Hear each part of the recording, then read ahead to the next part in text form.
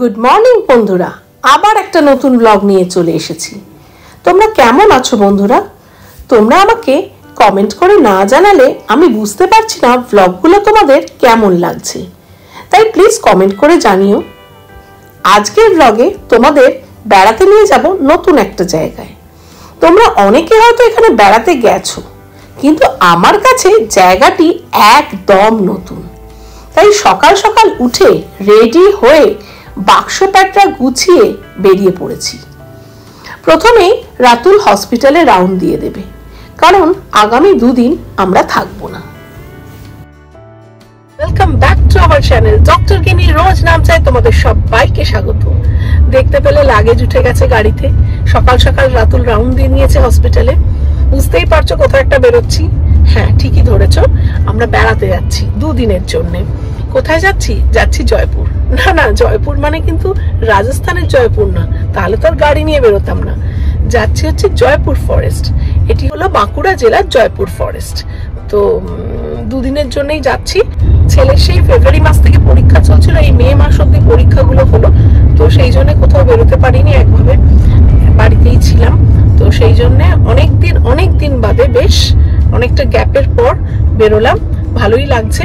তবে এই জায়গাটা আমরা জানি না কিরকম কি। ওখানে সোনার বাংলা বলে, মানে যে সোনার বাংলা তো তোমরা জানো, একটা গ্রুপ অফ হোটেলস।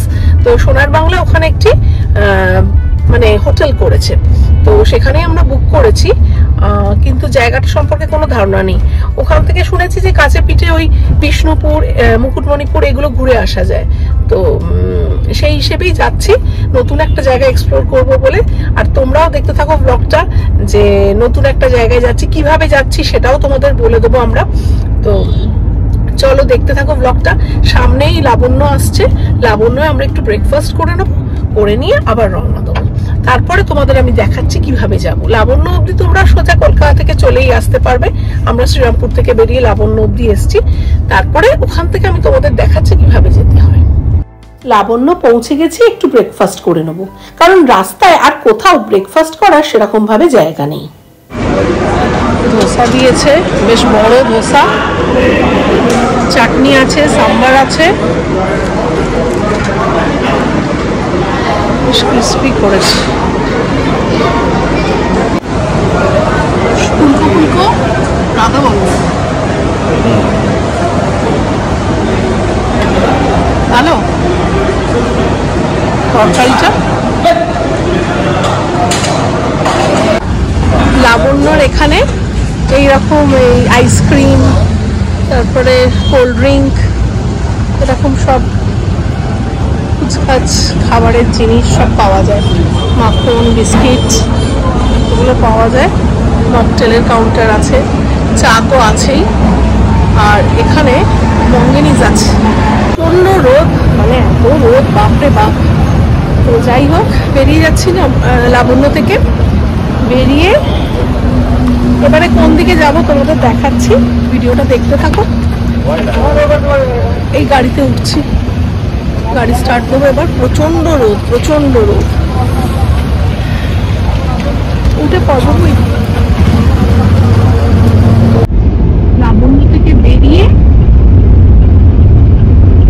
আমরা যাচ্ছি।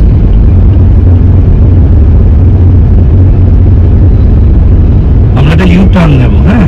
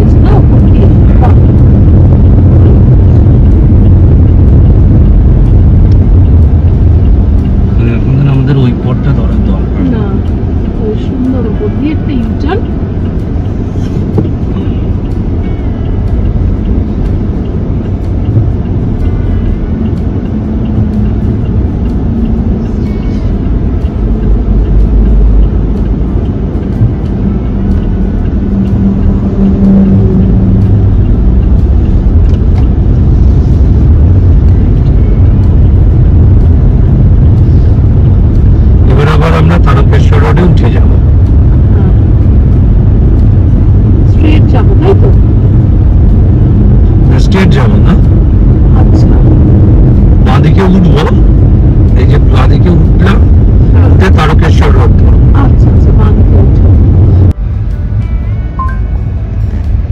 আছে বটতলা, যাওয়া যাক।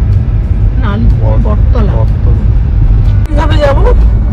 আমরা নালিকুল বটতলা থেকে বাঁহাতে যাব। আচ্ছা, ওখান থেকে অলির মোড় বলে একটা জায়গা আছে, সেখানে গিয়ে আমরা 26 নম্বর ধরবো। আচ্ছা, সেই রাস্তাটা সোজা গিয়ে চাপাডাঙ্গা উঠেছে, চাপাডাঙ্গা থেকে সোজা আরামবাগ, আরামবাগ পেরিয়ে খালিকটা। আচ্ছা।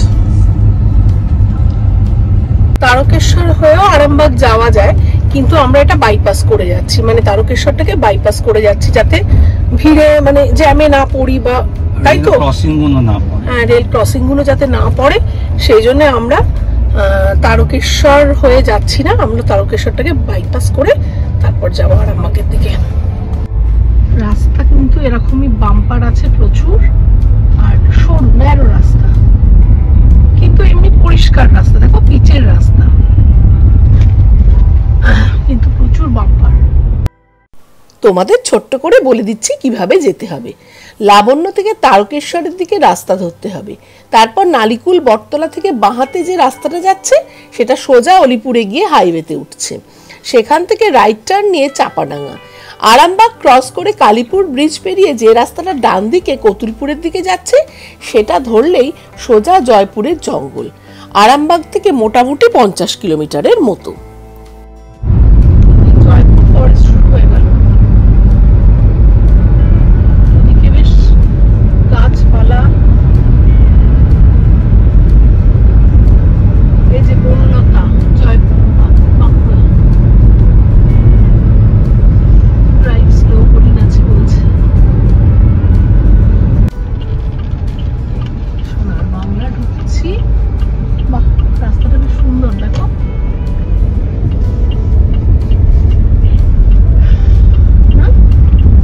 লাল মাটির রাস্তা।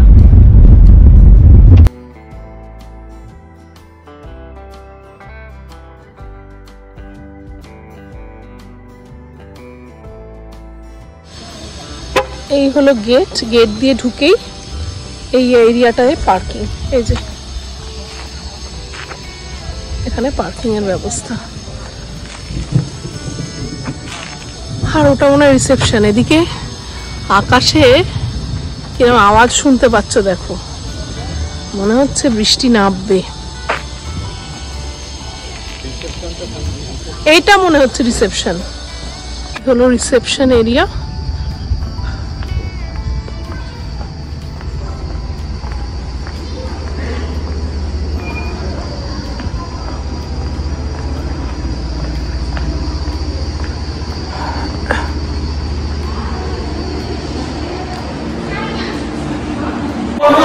সানডে আমরা এখানে এসে পৌঁছেছি, ভেবেছিলাম খুব একটা ভিড় হবে না যদিও, কিন্তু এখানে বেশ ভালোই ভিড়। আর সবচেয়ে বড় হচ্ছে কি দেখো রিসেপশনের ভিড়টা এখানে, মানে এখানে কি হচ্ছে 11টার সময় চেক আউট আর 1টায় চেক ইন, কিন্তু দুটোই একসাথে চলছে, এটা বেশ ভালো একটা মিসম্যানেজমেন্ট। ঝমঝম করে বৃষ্টি পড়ছে, আর এখানে হচ্ছে কিউ, প্রত্যেকটা রুমে যাওয়ার জন্য এখানে একটা গাড়িতে করে যেতে হয়, গাড়ি না টোটো তা জানি না, কিন্তু অনেকেই লাইনে দাঁড়িয়ে আছে।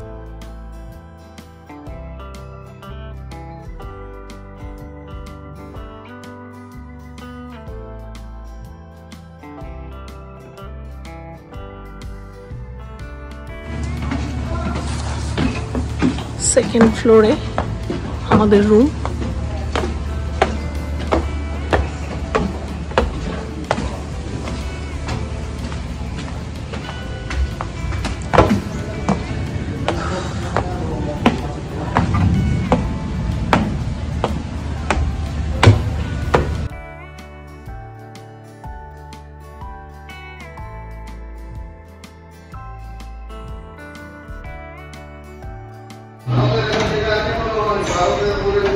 তোমাদের সাথে রুম টুরটা শেয়ার করছি।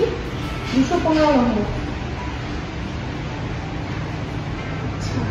ঢুকে এখানে একটা এরকম মানে লাগেজ রাখার জায়গা আছে, এখানে কফি টেবিলের ব্যবস্থা আছে, দেখো এখানে মোটামুটি সব দেওয়া আছে, চা কফির ব্যবস্থা আছে।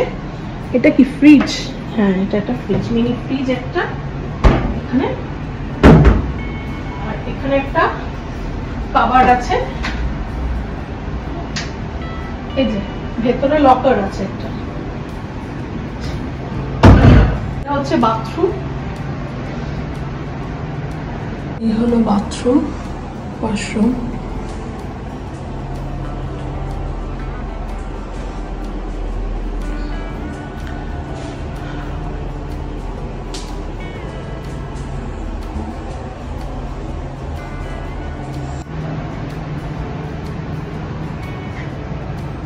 এখানে হচ্ছে বেশ সুন্দর, দেখো এগুলো বানিয়েছে ওই বেতের জিনিস দিয়ে, না বেশ সুন্দর লাগছে, কিন্তু ভালো লাগছে। আর এদিকে একটা জানলা আছে, লাইট আছে, দেখা যায় জানি না বেশ কি আছে। বাহ, দেখো পিছন দিকটা কি সুন্দর রিসর্টটা, দারুণ রিসর্টটা। আর এখানে একটা টিভি আছে এখানে, আর এখানে মিরর আছে, জল দেওয়া আছে, স্টাডি টেবিল মতো আছে, এখানে চেয়ার দেওয়া আছে। আর এখানে একটা সুন্দর দেখো বড় সোফা, একটা সেন্টার টেবিল আছে। আর এটা হচ্ছে আমাদের খাট। এক্সট্রা বেড মনে হচ্ছে নিতে লাগবে, এতে হবে না কিন্তু। আর মেইন অ্যাট্রাকশন হচ্ছে এই যে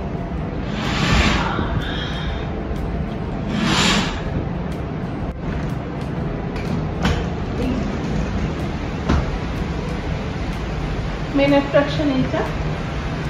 কি সুন্দর বারান্দা, বিশাল বারান্দা, দারুণ। আর এখানে একটা এরকম টেবিল আর দুটো চেয়ার দেওয়া আছে।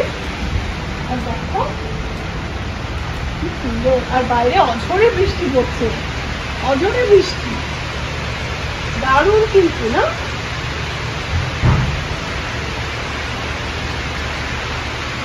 রুম রেন্টটা কত গো এখানে? এই রুমটার রেন্ট হচ্ছে 7,000 টাকা। হ্যাঁ, আর এক্সট্রা পার্সেন্ট 1,500। আর তার উপর 20% ওরা ছাড় দিয়েছে, কিন্তু এর সঙ্গে জিএসটি অ্যাড হচ্ছে। ওই দুদিনে মোটামুটি ঘর ভাড়া পড়েছে হচ্ছে ওই 15,500 মতো। আচ্ছা, এটা তো deluxe double bed, breakfast included. হ্যাঁ, deluxe double bed, deluxe double bed, breakfast included. হ্যাঁ। আর এখানে না এই রকম গাড়িগুলো এরকম চলছে, যেগুলো তোমাকে রিসেপশন অবধি নিয়ে যাবে বা গাড়ির পার্কিং অবধি নিয়ে যাচ্ছে, আবার নিয়ে আমাদের আসছে। আমাদের লাঞ্চ দিয়ে গেছে, কি কি আছে। এটা চিলি চিকেন, দেখতে তো মনে হচ্ছে ভালো, খেতে কিরকম জানি না। এটা হচ্ছে এগ চাউ, আর এটা হচ্ছে মিক্সড, আর দুটো জলের বোতল। কেমন খেতে রে বুবু চাউমিনটা? ভালো? তোমার কেমন লাগলো? ঠিক আছে, চলে বে। চিলি চিকেনটা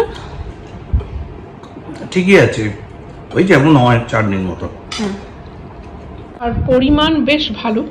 এটা আমি হাফ নিয়েছি আর রাতুলকে হাফ দিয়েছি, অনেকটাই বেশ ভালো। একটা প্লেটে দুজনের ভালো মতো হয়ে যাচ্ছে। একটা জিনিস বলি, এই চাউ আমার আর রাতুলের হাফ হাফ হয়েছে, আর ছেলের একটা এগ চাউ নেওয়া হয়েছিল, আর একটা চিলি চিকেন। 8 পিস থাকে একটা প্লেটে চিলি চিকেন। তো এই পুরো খাবারটা লাঞ্চের আমি দেখে পুরো আমার চক্ষু চড়ক গাছ। 1700 টাকা লাঞ্চের খরচ। এসেই আসলে রিসেপশনে দেখলে একটা মিসম্যানেজমেন্ট, এইসব হতে হতে আমরা একটুখানি তাড়াহুড়ো করছি আর কি, যে বিষ্ণুপুর যাব বলে। বিকেলে নাকি খুব সুন্দর লাগে বিষ্ণুপুরটা, আমরা অতটা খেয়াল করিনি প্রাইসটা। তো দেখছি যে 1700 টাকা এই তিনজনের এই দুটি চাউ, একটা মিক্স চাউ, একটা এগ চাউ আর একটা চিলি চিকেনের খরচ। এটা বেশ গায়ে লাগারই ব্যাপার। আমরা এখন বেরিয়েছি বিষ্ণুপুর যাব বলে। খুব একটা দূর নয় এখান থেকে, বলছে 15-20 মিনিট লাগবে। তো ওই জন্য বেরোলাম। বৃষ্টি পড়ছে এখনো, বেশ টিপটিপ করে বৃষ্টি পড়ছে। ছেলে আর রাতুল ছাতাটাও নেয়নি। খুব গ্রিন, হোটেলটা একদম গ্রিন, লাশ গ্রিন, খুব সুন্দর, দারুণ।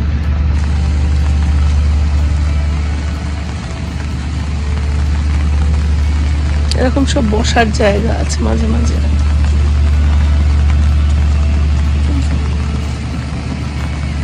এদিকেও অনেকগুলো রুম আছে,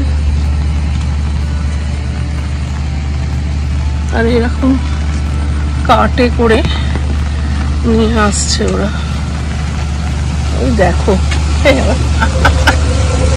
চল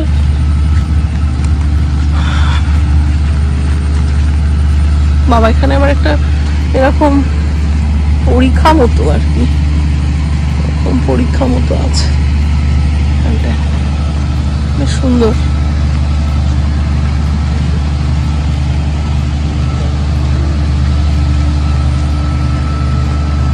দেখো এখানে একটা আবার পরীক্ষা মতো আছে, দেখেছো? এই যে সামনে এটা,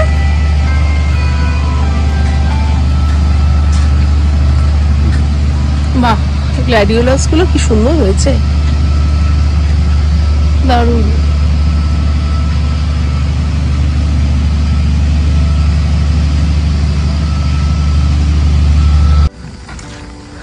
রাতুল গাড়ি বার করছে, বেরোবো আমরা।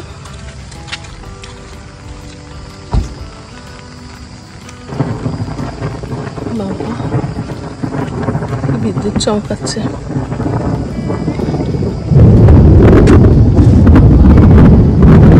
কি আওয়াজ! ভ্লগটা অনেকটা বড় হয়ে যাচ্ছে, তাই আজকের ভ্লগটা এখানেই শেষ করছি। পরের ভ্লগে নিয়ে আসছি বিষ্ণুপুরের সাইট সিইং। ভ্লগগুলো তোমাদের কেমন লাগছে আমাকে কমেন্ট করে জানিও, শেয়ার করো, সাবস্ক্রাইব করো। বড়দের প্রণাম আর ছোটদের ভালোবাসা জানিয়ে আজকের ভ্লগটা এখানেই শেষ করছি। সবাই ভালো থেকো, সুস্থ থেকো, টাটা, বাই বাই।